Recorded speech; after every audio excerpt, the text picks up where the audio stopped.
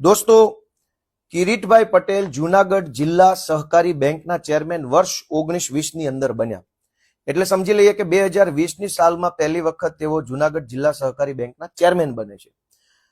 કોઈ પણ જિલ્લા સહકારી બેંકના ચેરમેન બનવા માટેનું મતદાન થાય છે. આ મતદાન કોણ કરે છે? આ મતદાન અલગ અલગ ગામડાઓમાં રહેલી સહકારી મંડળીઓ કરે છે.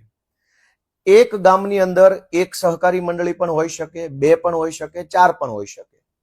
દરેક સહકારી મંડળી એટલે એક મત.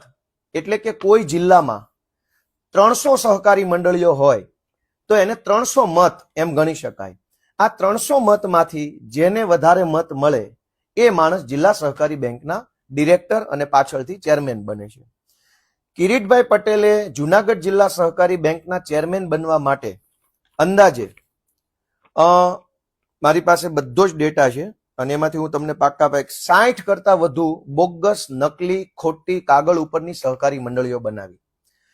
કોઈ પણ સહકારી મંડળી બનાવવા માટે આમ તો કોઈ ફિક્સ કાયદો નથી કે કેટલા સભ્યો જોશે, પણ ધારા પ્રમાણે 21 સભ્યોની એક કમિટી બને છે. 21 સભ્યોનું આખું લિસ્ટ આપવામાં આવે ત્યારે એક સહકારી મંડળીનું રજીસ્ટ્રેશન કરાવી શકાય છે.